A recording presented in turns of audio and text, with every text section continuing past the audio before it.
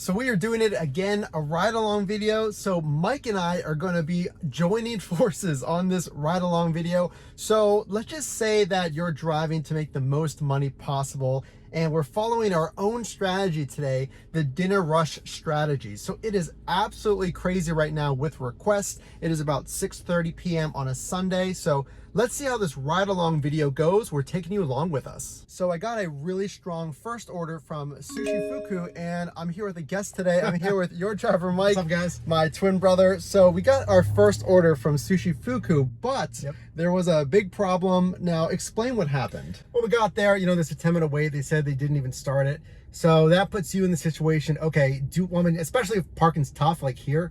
So am I gonna take the hit? Am I gonna wait? Or am I gonna try to get something else? You have to drive there anyway. We're gonna take the hit.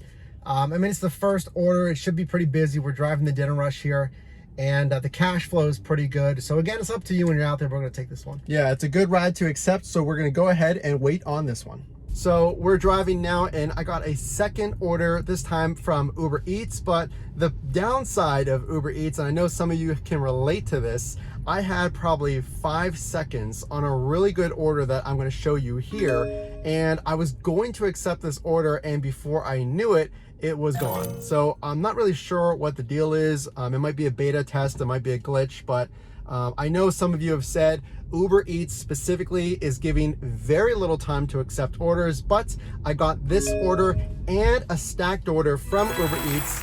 Not sure if they redeemed themselves, because I really would have liked to take that initial order, but this one is gonna pay off well. Okay, so we are an hour into our shift. So how would you say we're doing overall? Well, our strategy, folks, it's the summertime strategies, hitting the dinner rush and multi-apping today. When you've got nonstop requests, really your choice of DoorDash, of Uber Eats, and Grubhub. So that's the move right now. Honestly, it is the dinner rush. Again, 5 to 9, somewhere in there.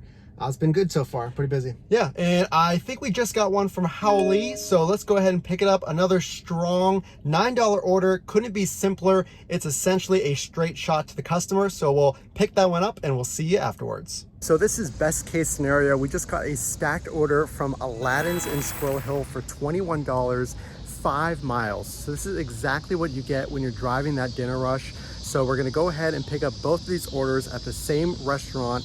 Again, this is why you multi-app. This is why you look for those dinner rush strategies. So we're gonna go ahead and pick these up and get back on the road. So we're back here at the home office. We ran out of light on that shift, but some big takeaways on this shift, some things you need to know that allowed me to make the most money I've made in a dinner rush shift in months. So let's go over exactly what that was. So there's some things you can control. Of course, the strategies that we talk about on this channel and on the Your Driver Mike channel, and some things that you cannot control. Now, I've read a lot of the comments and feedback around tips. Now, tips, as you see here, as we finish the video later on, tips were a fairly big portion of what I made. But just a spoiler alert, if you took every single dollar of the tips we earned out of the equation, we still finished at $26 an hour, and that's with 0 tips. So all in all, what does this mean? Well, it means that the dinner rush strategy, or this summertime strategy that Mike and I were driving on, you can absolutely still make $30+ and we actually made over $35. So stick around. Again, we're gonna go over the total revenues, but how did we get this? It's all about positioning and timing. We were around those restaurants or power strips with a lot of orders during the dinner rush. You want to stay around those neighborhoods and those roads with a lot of restaurants, because you'll get all these choices coming in from Grubhub, from DoorDash, and Uber Eats, because you are multi-apping. And that's exactly what we saw. We were driving on DoorDash, on Uber Eats, on Grubhub. It does not matter which app you drive on, because you're gonna select the one that makes you the most money. So that's the big takeaway. During the dinner rush strategy, you gotta make sure that you're around those power strips and restaurants so you get the most choices. So another tip that we talk about that we haven't mentioned in a while, specifically on Uber Eats, because just on Uber Eats alone, I made over $22 in tips. And it has to do with your bio section. If you haven't put a bio in your Uber Eats profile, in your driver profile, I would log in right now and explain to customers why exactly you're driving. Maybe you're saving up for your first house, or maybe you had a big life event happen, like you had your first child. Put something in there emotional so people can relate to you. And I've seen that actually really does increase the tips that you got.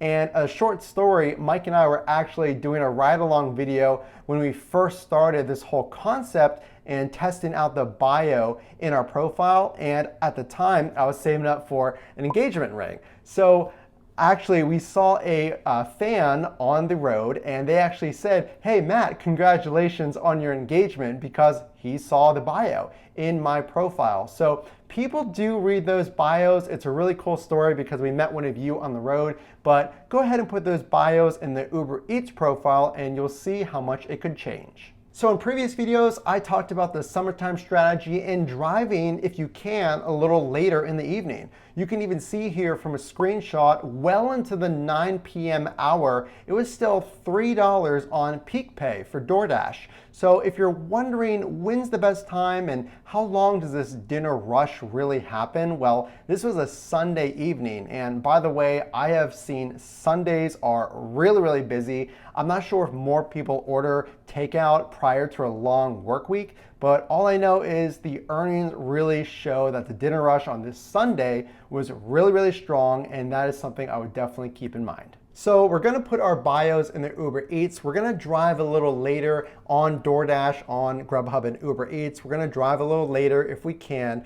What else led to our maximizing this earnings on the shift? Well, again, stacked orders on that dinner rush summertime strategy. If you are driving later and you're maximizing that dinner rush busy hour, well, on our last order, we had that $20+. It couldn't have been even better because both orders were at the same restaurant. So that is a stacked order, 2 or more orders on the same request. So we got 1 request coming in and 2 orders, both from Aladdin's. So for $20, I picked up both bags at the same trip and drove them to 2 different customers.